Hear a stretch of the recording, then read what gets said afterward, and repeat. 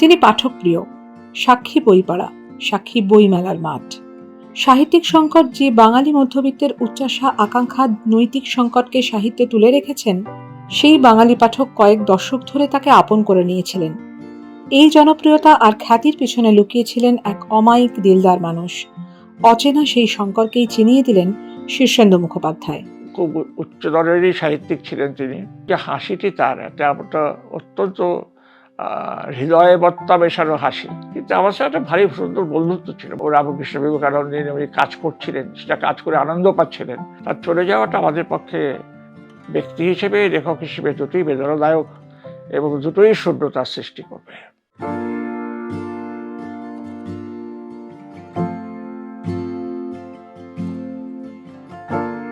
এই যুগে ওরকম অত্যন্ত ভদ্রলোক, ভালো মানুষ, নিরহংকার মানুষ খুব কম দেখা যায়।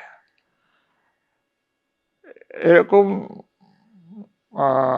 মিতভাষী সজ্জন আমি খুব কম দেখেছি।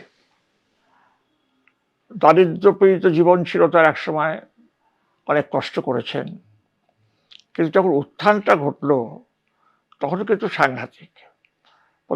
প্রথম লেখা তার কত অজানারে তিনি সাগরবর ঘোষকে দিয়েছিলেন এবং সেটা ছাপা হয়েছিল। ছাপা শুরু থেকেই সেটা তুমুল জনপ্রিয়তা লাভ করে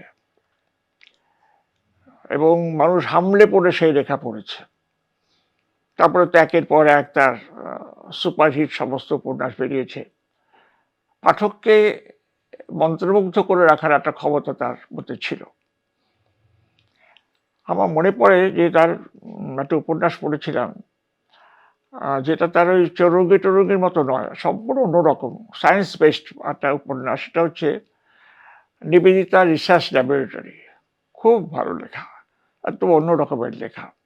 এবং এই জনপ্রিয়তা একজন লেখকের পক্ষে একটা বিশাল প্রাপ্তি, কেননা সব লেখকের ভাগ্যে কিন্তু জনপ্রিয়তা ঘটে না।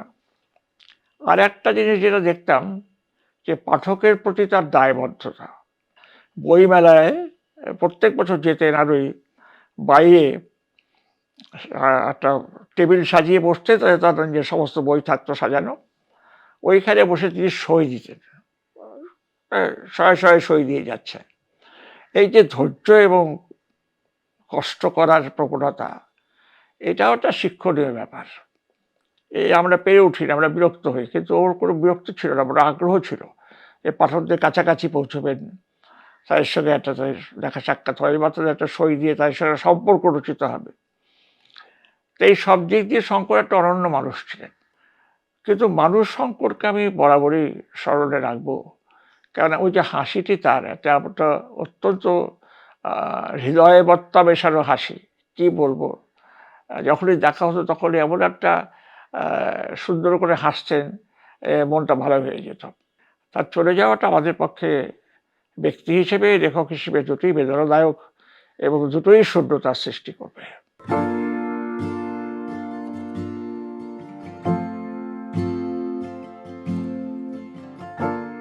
যিনি নিবেদিতা রিসার্চ ল্যাবরেটরির মতো উপন্যাস লিখতে পারেন, তার ক্ষমতা সম্পর্কে আমার তো কোনো সন্দেহ নেই।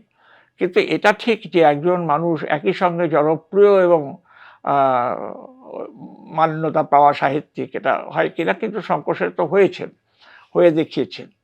এখনো বলতে পারো যে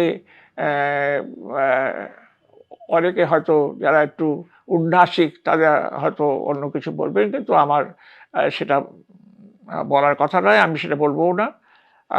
তিনি অন্তত, আমি তো তার গোগ্রাসে পড়েছি, তার কত অজানারে, এবং অন্যান্য বইও, অনেকগুলো বই আমি তার পড়েছি।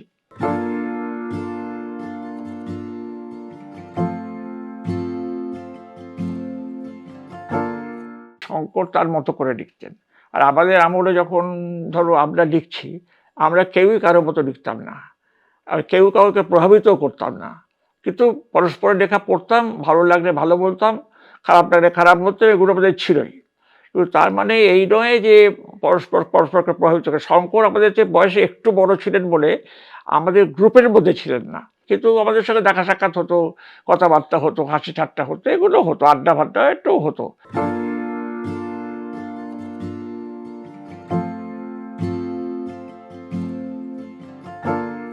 একটা বয়সের পর যখন অসহায় হয়ে পড়ে মানুষ, একা হয়ে পড়ে, নিঃসঙ্গ হয়ে পড়ে, তখন একটা অবলম্বন তো তার দরকার হয়।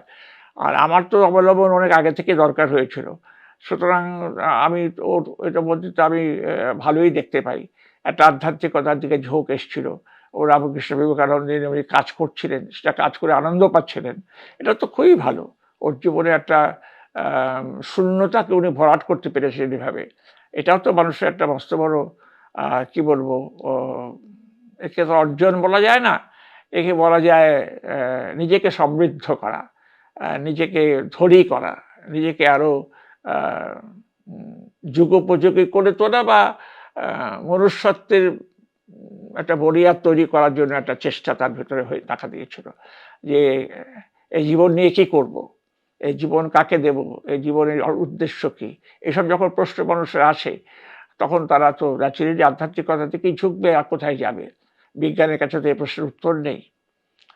সুতরাং তার আধ্যাত্মিকতাকেও আমি সম্মান করি।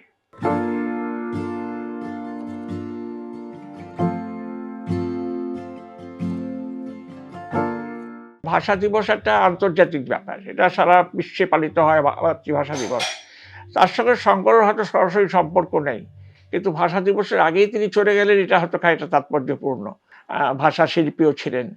সেটা একটা শূন্যতা তৈরি হলোই। বাংলা ভাষাকে সমৃদ্ধ করার জন্য তাকে আমরা নিশ্চয়ই সম্মান জানাবো।